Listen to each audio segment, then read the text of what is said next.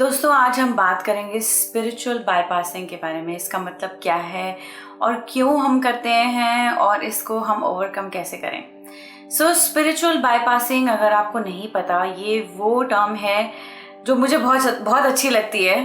But मैंने कई बार देखा है कि स्पेशली इंडियंस, स्पेशली जो लोग इससे पहले इनर वर्क करने से पहले या मिरर एक्सरसाइज करने से पहले काफ़ी स्पिरिचुअल थे या स्पिरिचुअल हैं और वो बहुत सारा मंत्र जाप कर रहे हैं या मेडिटेशन कर रहे हैं या विपासना कर रहे हैं, बहुत कुछ कर रहे हैं, बहुत कुछ किया है। बट अल्टीमेटली उन टूल्स को यूज़ करके आप अपने चैलेंजेस को फेस करने के बजाय आप उन टूल्स को यूज़ करके आप उन चैलेंजेस को अवॉइड करते हो। फॉर एग्जाम्पल, अगर कोई घर में आपके झगड़ा हो गया या कोई चैलेंज चल रहा है आपके रिलेशनशिप में, आपकी फैमिली में किसी के साथ, राइट? अगर आपको कोई चैलेंज आ रहा है बट आप क्या करते हैं, इसकी बजाय कि आप उसको फेस करें, कई बारी आप किसी के कॉन्वर्सेशन के साथ भी उसको फेस कर सकते हैं, बट उसको भी अवॉइड करके आप खूब सारा मंत्र जाप करते हैं, आप अपना मूड अच्छा कर लेते हैं, ठीक है?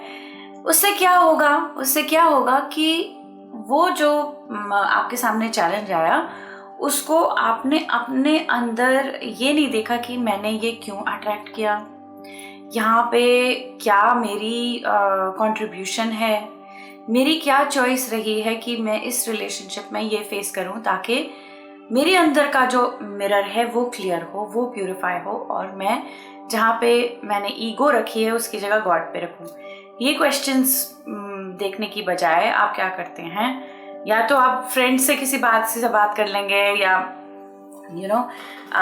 अपने ही माइंड में उसको बोलेंगे अरे ये उनकी गलती है या उनको नहीं समझ, उनको नहीं पता, वो शायद इस जर्नी में नहीं है, या आप 100 बहाने देते हैं अपने आप को। कई बार भी वो बहाने स्पिरिचुअल बहाने भी होते हैं जो मेरे को एक उसको कवर दे दिया जाता है कि भाई मे बी ये कारण हो सकता है, शायद आपने किसी से सुना भी होगा।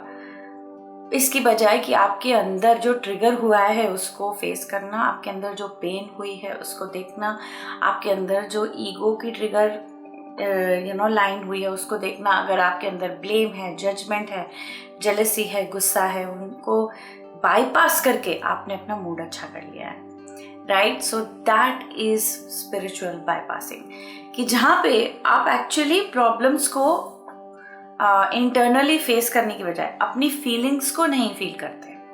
फीलिंग्स में जाते ही नहीं, क्योंकि बुरा लग रहा है, किसी के साथ झगड़ा हुआ है, किसी के साथ चैलेंज हुआ है, स्पेशली अगर ट्विन फ्लेम के साथ हुआ है तब तो बहुत बुरा लगता है, पेनफुल लगता है, तो आप उसको बाईपास कर देते हैं। कई बार मैंने देखा है कि जर्नी लोग शुरू करते हैं बहुत पूरे मन से, इवन इनर वर्क भी शुरू कर देंगे। जब ये चैलेंज और बढ़ता जाता है आप दुम दबा के भाग जाते हो, रादर देन एक हैबिट बनानी। दोस्तों बहुत ही अच्छी हैबिट है, जहाँ पर ट्रबल है, जहाँ पर दुख है उसकी तरफ जाओ रादर देन उसकी से भागो। क्या आप ऐसे करते हो कि अगर आपके घर में कोई पेट है या आपसे छोटा है या आपके बच्चे भी हों, अगर वो दुख में है, दर्द में है, रो रहे हैं, क्या आप उनकी तरफ जाते हो या भागते हो, राइट? अगर सही इंसान है, इंसान अपनी स्टेट में सही है, तो वो दुख दर्द दूसरों का सुनेगा और उसको मलहम लगाएगा, उसको हेल्प करेगा, मदद करेगा, राइट? पर जब हमारी बारी आती है हमारे लिए, तो हम क्यों दूसरी डायरेक्शन में भागते हैं, हम क्यों इसको अवॉइड करते हैं? हम कहते हैं अरे नहीं, मुझे नहीं देखना, ये बहुत डिफिकल्ट है। यस, डिफिकल्ट है, किसने बोला डिफिकल्ट नहीं है? इट इज़ डिफिकल्ट टू सी कहाँ पे आपको दर्द हो रही है, क्योंकि आप ही हो जो देख सकते हो आपके अंदर जहाँ दर्द हो रही है, और कोई नहीं देख सकता।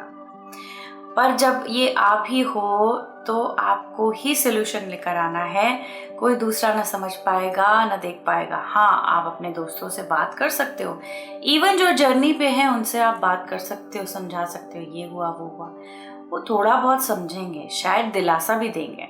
बट यू नो व्हाट, ऐसे दोस्तों से दूर ही रहना चाहिए जो दिलासा देते हैं। आपको लगेगा बहुत अच्छे दोस्त हैं, पर वो आपको डिसिप्लिन नहीं कर रहे, वो आपको ये नहीं बोल रहे दोस्त मेरे पास सोल्यूशन नहीं है, ये सोल्यूशन आपके अंदर है।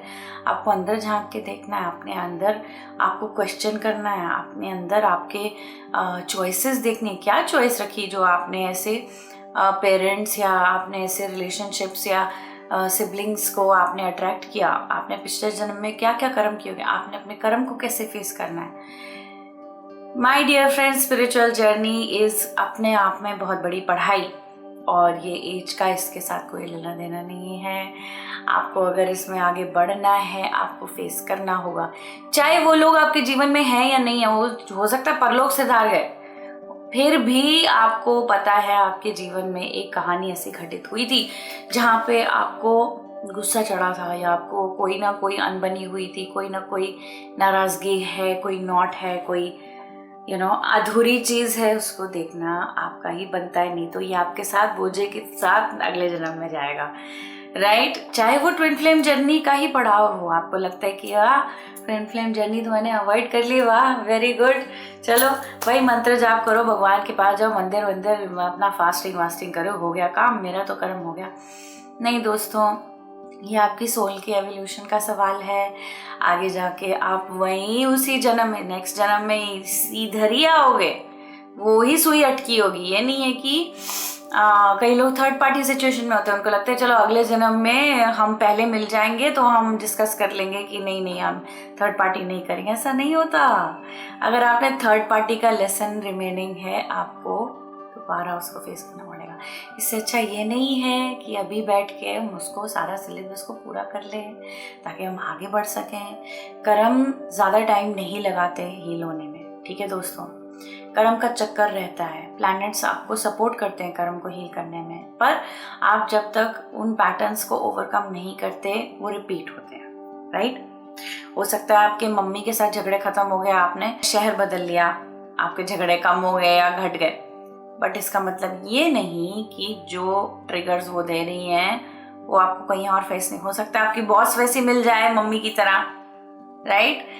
तो वाई डू आई से मॉम, बिकॉज मदर के साथ काफ़ी गहरा रिश्ता होता है, वो स्पिरिचुअल रिश्ता होता है, क्योंकि वो आपको स्पिरिचुअल वर्ल्ड से फिजिकल वर्ल्ड में लेकर आती हैं। आप अपनी मदर को चुनते हो इन दिस स्पिरिचुअल वर्ल्ड, और आप कभी कभी अपनी मदर को डिफ़िकल्ट मदर चुनते हो ताकि वो चैलेंजेस आपके लिए थोड़े से डिफ़िकल्ट हों, और आप अपने कर्मों के द्वारा, आप अपने इनर वर्क के द्वारा इनको ओवरकम कर सकें, अपने कर्म को आप हील कर सकें।